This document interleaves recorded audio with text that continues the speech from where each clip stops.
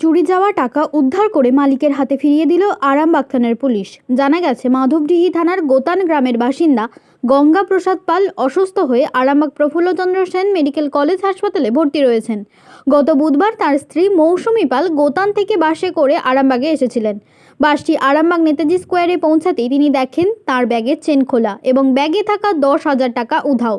এরপর তিনি আরামবাগ থানায় অভিযোগ দায়ের করেন। অভিযোগের ভিত্তিতে তদন্তে নেমে পুলিশ টাকা উদ্ধার করে বৃহস্পতিবার মৌসুমী পালের হাতে তুলে দেয়। মৌসুমী পাল বলেন, পুলিশ অনেক সাহায্য করেছে, কখনো ভাবিনি টাকাটা ফিরে পাবো। স্বামীর চিকিৎসার জন্য এই টাকাটা খুবই প্রয়োজন ছিল। আমি আরামবাগ গোতান বাসে আসছিলাম, আমার হাজব্যান্ড হসপিটালে ভর্তি ছিল।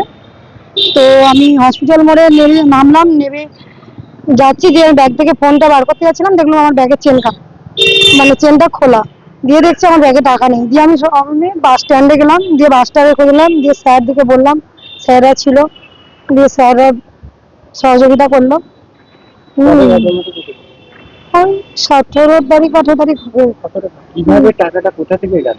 ব্যাগ থেকে বাসে রহন দিত্তিকা গোতান আরামবাগ গাড়িটা ছিলাম। বাড়িতে ছিল না যা হসপিটাল যাচ্ছিলাম। হাতের মধ্যে নেমেছেন? হ্যাঁ। তখন কি দেখলেন? নেমে দেখছি এবার ফোনটা ব্যাগ থেকে বার করতে যাচ্ছি, দেখছি ব্যাগের চেন খোলা। দিয়ে দেখছি ব্যাগে টাকা নেই। তখনই আমি সন্ধ্যা, আমার পাশে একটা মহিলা বসেছিলেন, কিন্তু তাকে যখন আমি নামবো বলছি, সে কিন্তু উঠে দাঁড়িয়ে পড়লো।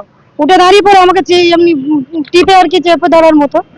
তো আমি তখন অতটা বুঝতে পারিনি। তো বাস থেকে নেবেই দেখছি এরকম ঘটনাটা ঘটেছে।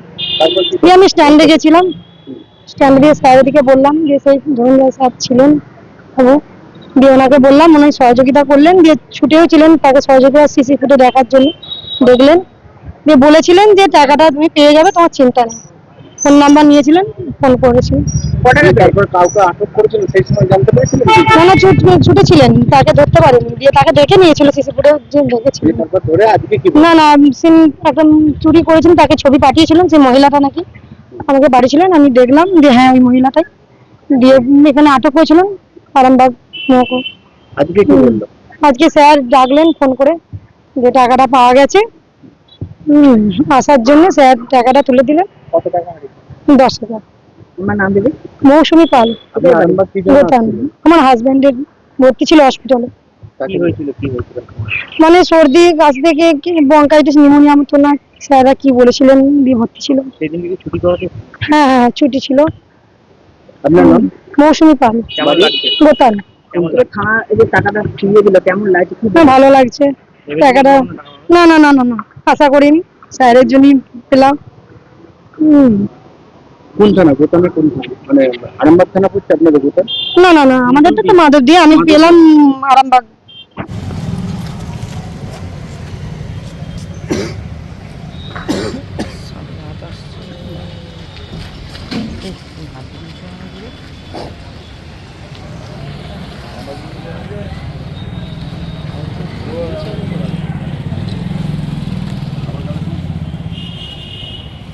এই ফোনটা ব্যাগে ছিল, টাকাটাই নিয়েছিল। এরকম ব্যাগ ছিল? না অন্য একটা সাইজ ব্যাগ ছিল।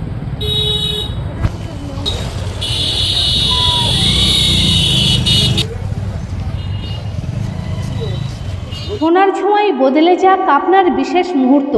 বিয়ে, অন্নপ্রাশন, জন্মদিন কিংবা যে কোনো উৎসব ও উপহারে আপনার সাজকে আরও রাজকীয় করতে নিয়ে আসুন সেরা গয়নার সম্ভার।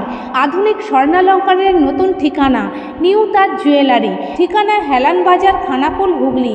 যোগাযোগ 8981030355, 9330537004। নিউ তাজ জুয়েলারি, যেখানে বিশ্বাসের সঙ্গে মেলে সৌন্দর্যের ছোঁয়া। নিউ নূর সোফা সেন্টার, এখানে সমস্ত রকম সোফা পাইকারি ও রিটেলে বিক্রয় করা হয়। সমস্ত সোফা নিজস্ব কারখানায় তৈরি করা হয়।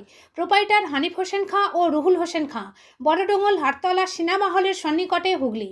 যোগাযোগ 7797170093 এবং 9382003105।